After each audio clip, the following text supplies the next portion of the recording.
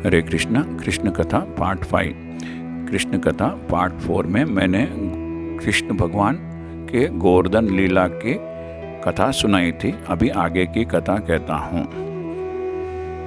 कुछ समय बाद जब श्री कृष्ण भगवान यमुना नदी के किनारे पर एकांत में अकेले में खड़े थे, तब उन्हें अकेला पाकर इंद्रदेव वहाँ पर आए और अपने साथ में कामधेनु गांव को भी लेकर आए। इंद्र कहते हैं, भगवान आप शांति के घर हैं, आपके चरणों में बैठकर जीव को शांति मिलती है। इंद्र कहते हैं, आप जगत के पिता हैं, जगत के मालिक हैं और आप ही जगत के गुरु हैं। मुझसे गलती हो गई है, मुझे कृपा करके क्षमा करें। ऐसा कहकर इंद्र ने कामधेनु गाय के दूध से और आकाश गंगा के पानी से भगवान का अभिषेक किया और उन्हें गोविंद नाम दिया। कृष्ण को गोविंद नाम इंद्र ने दिया है। जिनके चरणों का आश्रय लेने से, जिनके चरणों की शरण लेने से व्यक्ति को परम आनंद मिलता है, उसे गोविंद कहते हैं। जिसने गायों की रक्षा की और जो वेदों की रक्षा और प्रतिष्ठा करने वाले हैं, उनको गोविंद कहते हैं। भगवान कृष्ण ने इंद्र को थोड़ी डांट लगाई। भगवान कहते हैं कि इंद्र, तुमने एक बार गलती की है, लेकिन दोबारा ऐसी गलती मत करना। तुम स्वर्ग में जाओ और अपने कार्य को संभालो। इस प्रकार कहकर भगवान इंद्र को वापस स्वर्ग भेज देते हैं। इस प्रकार श्री कृष्ण भगवान ने सुंदर गोवर्धन पर्वत की लीला की। यहाँ पर जब कृष्ण को मारने की कंस की हर कोशिश नाकामयाब होती है, कई कोशिशों के बावजूद जब कंस कृष्ण को नहीं मार सका और उसे कोई उपाय, कोई प्लान नहीं सूझ रहा था, तब उसकी समझ में कुछ भी नहीं आ रहा था, तब उसने कृष्ण के चाचा, जिनका नाम अक्रूर था, उनको बुलाकर कहा कि नंदगांव जाए और अपने साथ कृष्ण और उनके भाई बलराम को लेकर मथुरा आए। अक्रूर नंदगांव पहुंचकर नंद बाबा को सब बातें बताते हैं और कहते हैं कि अब वक्त आ गया है कृष्ण के वृंदावन छोड़ने का।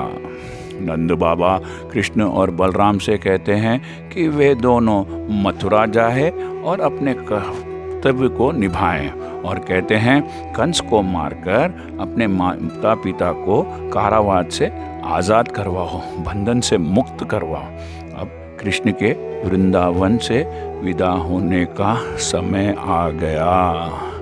अभी तक माता यशोदा यही समझती थी कि कृष्ण उनका ही पुत्र है, कृष्ण को उन्होंने ही जन्म दिया है, ऐसा वह मानती थी। लेकिन आज मजबूरन माँ यशोदा को यह बताना पड़ा कि कृष्ण उनका पुत्र नहीं है। दरअसल एक्चुअली वह देवकी और वासुदेव का पुत्र है। यह सुनकर यशोदा मैया को बहुत दुख होता है और वह बहुत रोने लगती है, विलाप करने लगती है और मानने को तैयार ही नहीं होती है कि कृष्ण उसका पुत्र नहीं है। कृष्ण माँ यशोदा को समझाते हैं कि माँ, अब वक्त आया है कि जिस मकसद के लिए मैंने जन्म लिया है उसे पूरा करूं।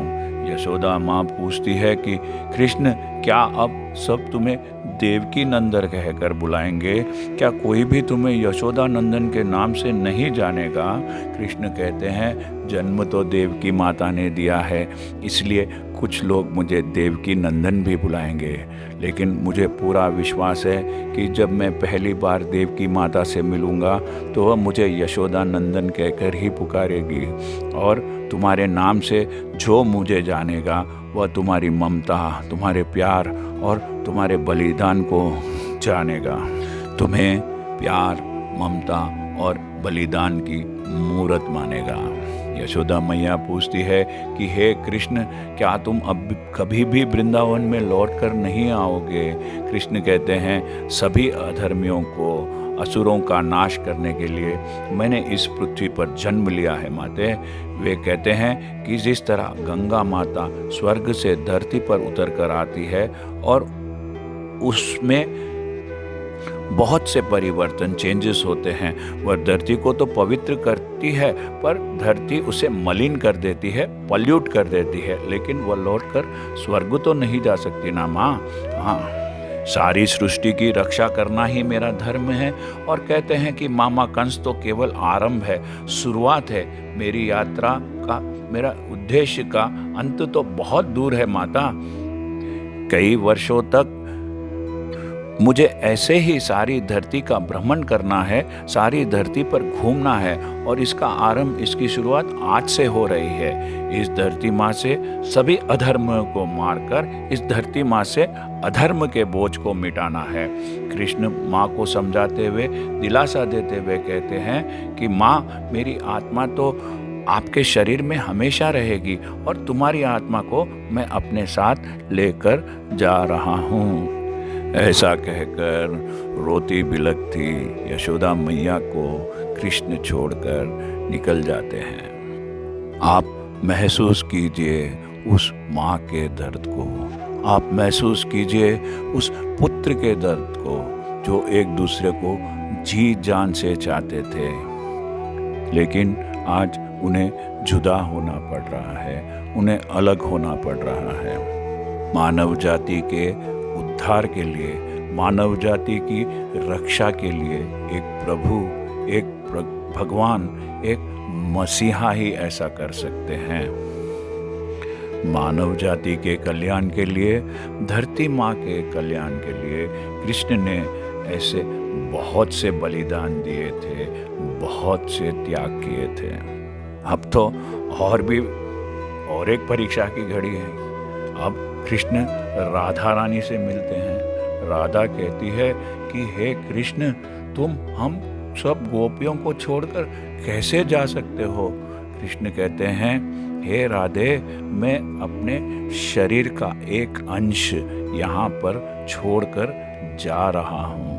और कहते हैं, मेरे जीवन में अब कभी भी रासलीला नहीं होगी। और यह भी कहते हैं कि वृंदावन में रासलीला कभी भी समाप्त नहीं होगी। वे कहते हैं, जहाँ राधा है वहीं रासलीला है। कहा जाता है कि वृंदावन के मधुबन में आज भी रात में आकर कृष्ण अपने सखियों के साथ, राधा के साथ रासलीला करते हैं। इसके कई प्रमाण, इसके कई प्रूफ भी आधुनिक जगत को, मॉडर्न वर्ल्ड को मिल चुके हैं। इस तरह राधा रानी और यशोदा मैया को रोता बिलखता छोड़कर कृष्ण मथुरा के लिए निकल पड़ते हैं। हरे कृष्णा। यदि आपको यह चैनल पसंद आया है तो सब्सक्राइब दबाकर सब्सक्राइब कीजिए और इस चैनल को लाइक कीजिए। Thank you. हरे कृष्णा।